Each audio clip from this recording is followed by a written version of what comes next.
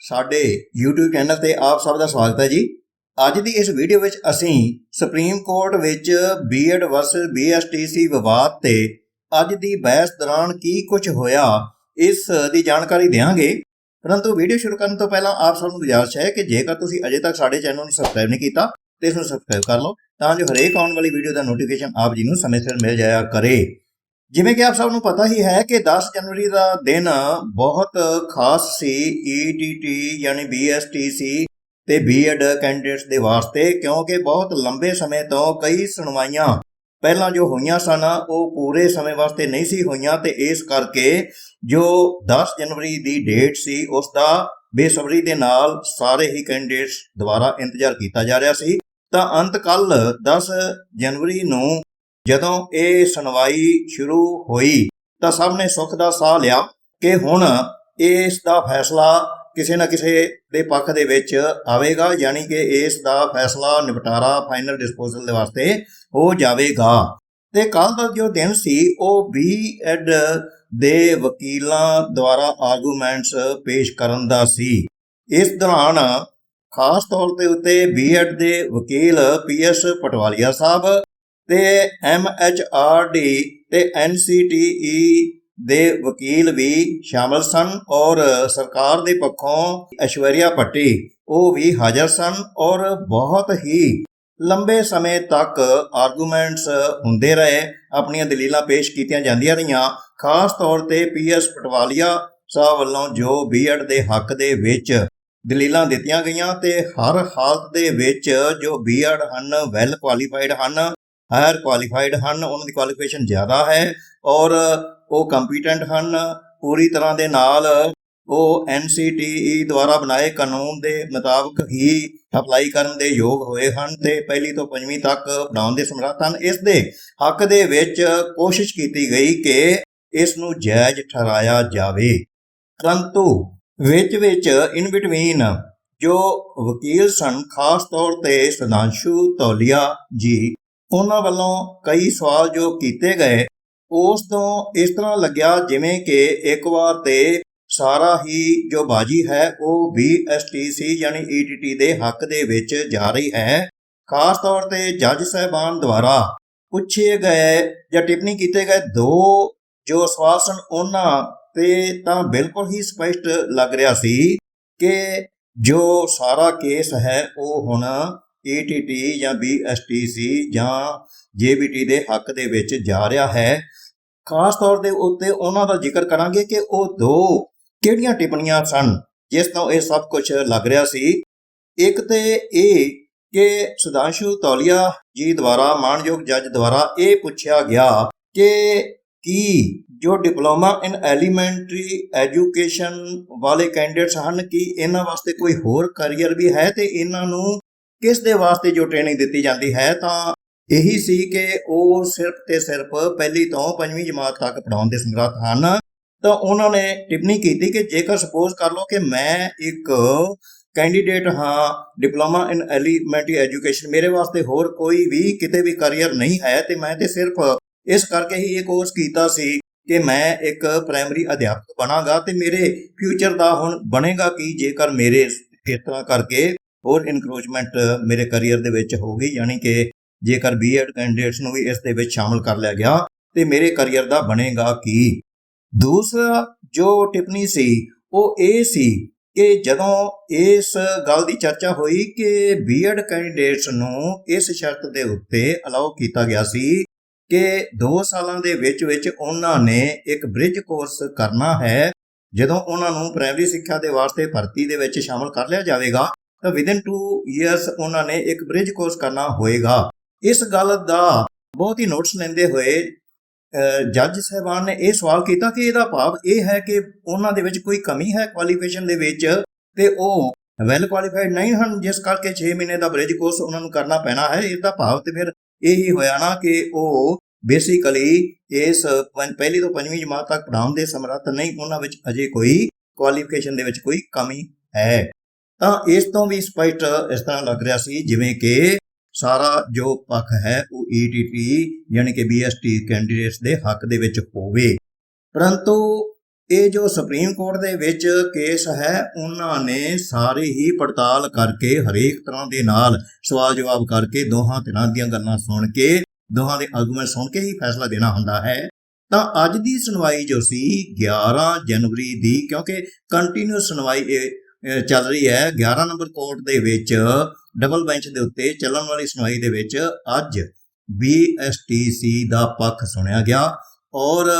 ਇਸ ਦੇ ਵਿੱਚ ਇਹ ਸਿੱਧ ਕਰਨ ਦੀ ਕੋਸ਼ਿਸ਼ ਕੀਤੀ ਗਈ ਐਡਵੋਕੇਟਸ ਦੁਆਰਾ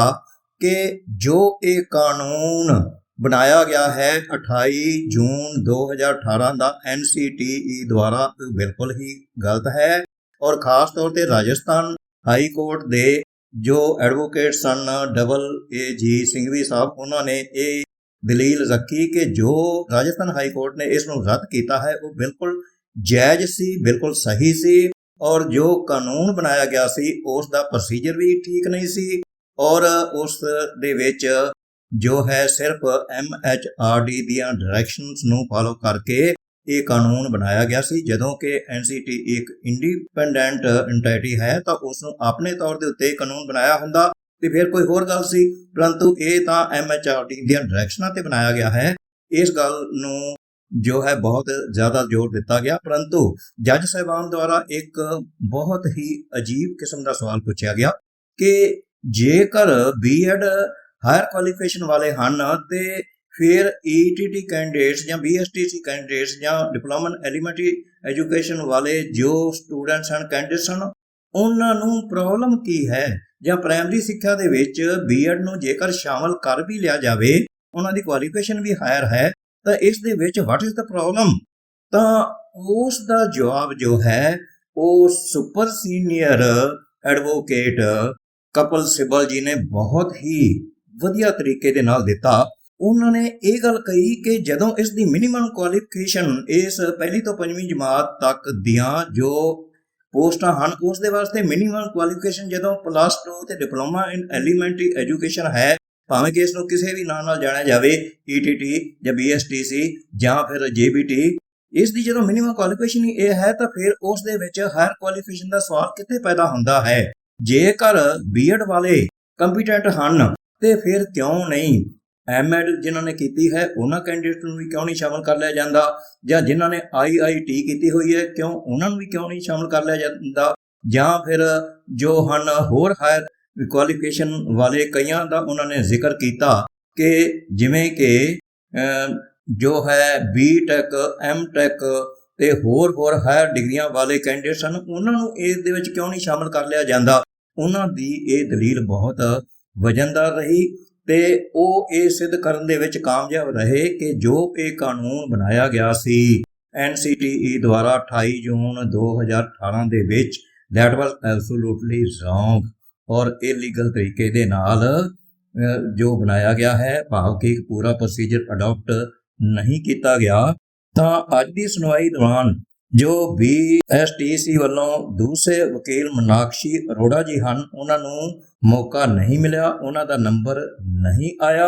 ਔਰ ਉਹਨਾਂ ਦੀ ਆਰਗੂਮੈਂਟਸ ਅਜੇ ਬਾਕੀ ਹੈ। ਤਾਂ ਹੁਣ ਇਹਨਾਂ ਦੋਹਾਂ ਦਿਨਾਂ ਦੀ ਸਾਰੀ ਸਮੁੱਚੀ ਸੁਣਵਾਈ ਦਾ ਜੇਕਰ ਲੇਖਾ ਜੋਖਾ ਕੀਤਾ ਜਾਵੇ ਤੇ ਇਸ ਤਰ੍ਹਾਂ ਲੱਗਦਾ ਹੈ ਕਿ ਅਜੇ ਬਿਲਕੁਲ 100% ਕੁਝ ਵੀ ਨਹੀਂ ਕਿਹਾ ਜਾ ਸਕਦਾ। ਜੇਕਰ ਕੱਲ BSTC ਯਾਨੀ ETT ਦਾ ਪਲੜਾ ਭਾਰੀ ਲੱਗਿਆ ਤੇ ਅੱਜ ਇਨ ਬਿਟਵੀਨ ਜੋ ਟਿੱਪਣੀਆਂ ਕੀਤੀਆਂ ਗਈਆਂ ਮਾਣਯੋਗ ਜੱਜ ਸਾਹਿਬਾਨ ਸੁਪਰੀਮ ਕੋਰਟ ਦੇ ਜੱਜਾਂ ਦੁਆਰਾ ਉਸ ਜਾਂ ਸਵਾਲ ਪੁੱਛੇ ਗਏ ਤਾਂ ਉਸ ਤੋਂ ਇੰਜ ਵੀ ਲੱਗਿਆ ਜਿਵੇਂ ਕਿ ਉਹ ਕਿਸੇ ਨੇ ਕਿਤੇ ਨਾ ਕਿਤੇ ਜਾ ਕੇ B.Ed ਦੇ ਨੂੰ ਸ਼ਾਮਲ ਕਰਨ ਦੇ ਹੱਕ ਦੇ ਵਿੱਚ ਵੀ ਹੋਣ। ਤਾਂ ਕਹਿਣ ਦਾ ਭਾਵ ਹੈ ਕਿ ਜੋ ਜੱਜ ਸਾਹਿਬਾਨ ਹਨ ਜਿਨ੍ਹਾਂ ਨੇ ਹੁਣ ਸੁਪਰੀਮ ਕੋਰਟ ਵਿੱਚ ਫੈਸਲਾ ਇੰਨਾ ਵੱਡਾ ਦੇਣਾ ਹੈ ਜਿਸ ਨੇ ਕਿ ਸਾਰੇ ਦੇਸ਼ ਦੇ ਵਿੱਚ ਜੋ ਹੈ ਇਫੈਕਟ ਪਾਉਣਾ ਹੈ, ਉਸ ਦੇ ਨਾਲ ਹਜ਼ਾਰਾਂ ਨਹੀਂ ਬਲਕਿ ਲੱਖਾਂ ਹੀ ਕੈਂਡੀਡੇਟਸ ਦਾ ਕਰੀਅਰ ਜੁੜਿਆ ਹੋਇਆ ਹੈ, ਚਾਹੇ ਉਹ B.Ed ਵਾਲੇ ਕੈਂਡੀਡੇਟਸ ਹੋਣ ਜਾਂ ਫਿਰ ਕਿ ਉਹ ETT ਵਾਲੇ ਜਾਂ BSTC ਵਾਲੇ ਜਾਂ ਫਿਰ JBT ਵਾਲੇ ਕੈਂਡੀਡੇਟਸ ਹੋਣ। ਉਹਨਾਂ ਦਾ ਕਰੀਅਰ ਜੋ ਹੈ, ਉਹਨਾਂ ਦਾ ਫਿਊਚਰ ਹੈ, ਇਸ ਦੇ ਨਾਲ ਜੁੜਿਆ ਹੋਇਆ ਹੈ। ਇਸ ਕਰਕੇ ਕਾਹਲੀ ਨਾਲ ਕੋਈ ਫੈਸਲਾ ਨਹੀਂ ਹੋਏਗਾ ਔਰ ਜੱਜ ਸਾਹਿਬਾਨ ਅਜਿਹੇ ਕੁਐਸਚਨ ਪੁੱਛਿਆ ਹੀ ਕਰਦੇ ਹਨ ਇਸ ਕਰਕੇ ਕਿਉਂਕਿ ਉਹਨਾਂ ਨੇ ਜੋ ਫੈਸਲਾ ਲਿਖਣਾ ਹੈ ਉਸ ਦੇ ਵਿੱਚ ਸਾਰੀਆਂ ਚੀਜ਼ਾਂ ਨੂੰ ਬਹੁਤ ਧਿਆਨ ਦੇ ਨਾਲ ਬਾਰੀਕੀ ਦੇ ਨਾਲ ਛਾਣਬੀਨ ਕਰਕੇ ਹੀ ਫੈਸਲਾ ਦੇਣਾ ਹੈ, ਕਿਉਂਕਿ ਇਹ ਬਹੁਤ ਹੀ ਸੈਂਸਿਟਿਵ ਮਾਮਲਾ ਹੈ। ਇਸ ਕਰਕੇ ਅੱਜ ਦੀ ਸੁਣਵਾਈ ਤੋਂ ਇਹ ਵੀ ਨਤੀਜਾ ਨਹੀਂ ਕੱਢ ਲੈਣਾ ਚਾਹੀਦਾ ਕਿ ਸ਼ਾਇਦ ਬੀਐਡ ਦੇ ਹੱਕ ਦੇ ਵਿੱਚ ਹੁਣ ਜੋ ਜੱਜ ਸਾਹਿਬਾਨ ਸ਼ਾਇਦ ਹੋ ਗਏ ਹਨ। ਐਸਾ ਕੁਝ ਵੀ ਨਹੀਂ ਹੈ। ਅਜੇ 50-50 ਤੇ ਹੀ ਗੇਮ ਚੱਲ ਰਹੀ ਹੈ, ਬਰਾਬਰ ਤੇ ਗੇਮ ਚੱਲ ਰਹੀ ਹੈ। ਇਹ ਤਾਂ ਹੁਣ ਮਾਣਯੋਗ ਸੁਪਰੀਮ ਕੋਰਟ ਨੇ ਸਾਰੇ ਪੱਖਾਂ ਨੂੰ ਧਿਆਨ ਨਾਲ ਸੁਣ ਕੇ ਹੀ ਫੈਸਲਾ ਦੇਣਾ ਹੈ ਕਿ ਕਿਸ ਧਿਰ ਨੂੰ ਵਿੱਚ ਰੱਖਣਾ ਹੈ ਇਸ ਭਰਤੀ ਦੇ ਵਿੱਚ ਤੇ ਕਿਸ ਨੂੰ ਬਾਹਰ ਦਾ ਰਸਤਾ ਦਿਖਾਉਣਾ ਹੈ। ਇਹ ਤੇ ਜਦੋਂ ਫੈਸਲਾ ਲਿਖਿਆ ਜਾਏਗਾ ਉਦੋਂ ਹੀ ਪਤਾ ਲੱਗੇਗਾ। ਇਸ ਕਰਕੇ ਹੁਣ ਤਗੜੇ ਹੋ ਕੇ ਇਸ ਕੱਲ ਹੋਣ ਵਾਲੀ ਸੁਣਵਾਈ ਦੇ ਵਿੱਚ ਸਾਰੀਆਂ ਹੀ ਧਿਰਾਂ ਨੂੰ ਸ਼ਾਮਲ ਹੋਣ ਦੇ ਵਾਸਤੇ ਬਹੁਤ ਹੀ ਅਪੀਲਾਂ ਆਪਣੀ ਸੰਬੰਧਿਤ ਜੋ ਵੀ ਪੈਰਵਾਈ ਕਰ ਰਹੇ ਹਨ ਉਹਨਾਂ ਵੱਲੋਂ ਕੀਤੀਆਂ ਜਾ ਰਹੀਆਂ ਹਨ। ਉਹਨਾਂ ਦਾ ਫਰਜ਼ ਵੀ ਬਣਦਾ ਹੈ, ਠੀਕ ਹੀ ਕਰ ਰਹੇ ਹਨ ਔਰ ਹਰੇਕ ਜੋ ਕੈਂਡੀਡੇਟਸ ਹਨ ਉਹਨਾਂ ਨੂੰ ਵੀ ਇਸ ਦੇ ਸੰਬੰਧੀ ਗੰਭੀਰਤਾ ਦੇ ਨਾਲ ਵਿਚਾਰ ਵਟਾਂਦਰਾ ਕਰਨਾ ਹੀ ਹੋਵੇਗਾ ਔਰ ਤਾਂ ਕਿ ਆਉਣ ਵਾਲੇ ਸਮੇਂ ਦੇ ਵਿੱਚ ਜੋ ਉਹਨਾਂ ਦਾ ਭਵਿੱਖ ਹੈ ਉਹ ਸੁਰੱਖਿਅਤ ਰਹਿ ਸਕੇ। ਤੇ ਹੁਣ ਦੇਖਣਾ ਹੋਏਗਾ ਕਿ ਕੱਲ ਦੀ ਸੁਣਵਾਈ ਦੌਰਾਨ ਕਿਹੜੇ ਪਾਸੇ ਗੇਮ ਜਾਂਦੀ ਹੈ ਔਰ ਉਸ ਤੋਂ ਥੋੜੀ ਬਹੁਤ ਜਜਮੈਂਟ ਤਾਂ ਹੋ ਹੀ ਜਾਏਗੀ। ਬਾਕੀ ਜੋ ਅੰਤਮ ਫੈਸਲਾ ਜਦੋਂ ਆਵੇਗਾ, ਜਦੋਂ ਜੱਜ ਸਾਹਿਬਾਨ ਇਸ ਫੈਸਲੇ ਨੂੰ ਲਿਖ ਦੇਣਗੇ ਉਸ ਵੇਲੇ ਹੀ ਪਤਾ ਚੱਲੇਗਾ ਕਿ ਕਿਹੜੀ ਧਿਰ ਦੀ ਜਿੱਤ ਹੋਈ ਤੇ ਕਿਹੜੀ ਧਿਰ ਦੀ ਹਾਰ ਹੋਈ। ਕੁਝ ਵੀ ਹੋਵੇ, ਹੁਣ ਇਸ ਕੇਸ ਦੀ ਫਾਈਨਲ ਡਿਸਪੋਜ਼ਲ ਦੇ ਵਾਸਤੇ ਤਰੀਕ ਦਿੱਤੀ ਗਈ ਸੀ ਤੇ ਹੁਣ ਇਸ ਦੀ ਫਾਈਨਲ ਡਿਸਪੋਜ਼ਲ ਹੋ ਹੀ ਜਾਣੀ ਹੈ। ਉਹ ਕੱਲ ਦਾ ਜੋ ਦਿਨ ਹੈ ਉਹ ਹੋਰ ਵੀ ਅਤੀ ਜ਼ਿਆਦਾ ਮਹੱਤਵਪੂਰਨ ਹੈ। ਤਾਂ ਹੁਣ ਇਸ ਵੀਡੀਓ ਦੇ ਵਿੱਚ ਬਸ ਇੰਨਾ ਹੀ। ਜੇਕਰ ਵੀਡੀਓ ਚੰਗੀ ਲੱਗੀ ਹੋਵੇ ਇਸ ਨੂੰ ਲਾਈਕ ਤੇ ਸ਼ੇਅਰ ਕਰਕੇ ਸਾਡੇ ਚੈਨਲ ਨੂੰ ਸਬਸਕ੍ਰਾਈਬ ਕਰ ਲੈਣਾ। ਮਿਲਦੇ ਹਾਂ ਇੱਕ ਹੋਰ ਵੀਡੀਓ ਵਿੱਚ। ਵੀਡੀਓ ਦੇਖਣ ਲਈ ਤੁਹਾਡਾ ਬਹੁਤ ਧੰਨਵਾਦ ਜੀ।